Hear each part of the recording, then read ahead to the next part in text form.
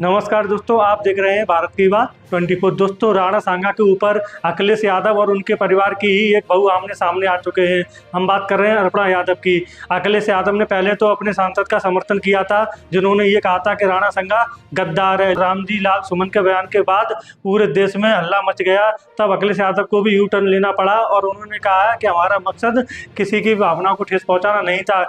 लेकिन इससे पहले अखिलेश यादव ने इस पूरे मामले पर क्या बोला और उनके जवाब में उनकी बहू अर्पणा यादव ने उन्हें क्या जवाब दिया, आइए सुनते हैं। मैंने 23 मार्च को प्रेस के माध्यम से ये कहा था, हालांकि मेरी बात की कोई परवाह क्यों करेगा।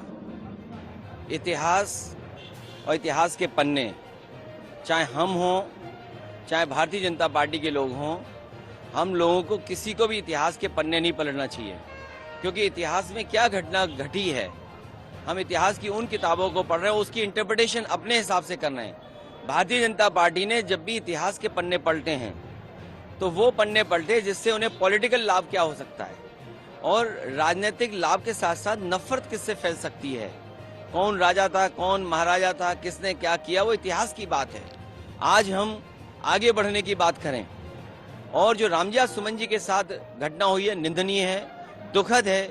एक दलित सांसद जो बहुत ही अनुभवी हैं, बहुत सीनियर हैं, उनके घर पर तब अटैक होना जब मुख्यमंत्री वहीं पर हैं। इसका मतलब मुख्यमंत्री जी की सहमति से हुआ है। ये जो जीरो टॉलरेंस की बात करने वालों का जीरो टॉलरेंस ही जीरो हो गया है।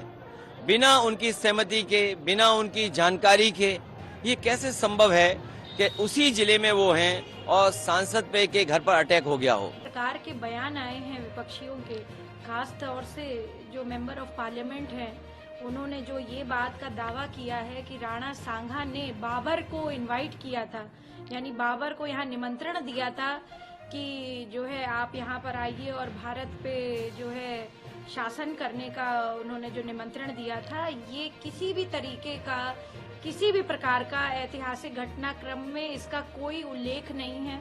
मैं चाहती हूँ कि जो है ये सभी विपक्षी एक बार इतिहास का जो है फिर से अध्ययन करें और जो भारत का गौरव है, जो भारत का इतिहास है, वो बहुत ज़्यादा ऐसे राजाओं की कहानियों से भरा पड़ा है, जिन्होंने अपने प्राण त्याग दिए, जिन्होंने अपने शरीर का रोम रोम इस भारत धरा के लिए, इस वसुंधरा के लिए, इस भारत भूमि के लिए अपने प्राणों को आहुति दे करके इस भारत के स्वराज्य की रक्षा करी है। तो मैं समझती हूँ कि जो है उनको इतिहास के बारे में पढ़ना चाहिए।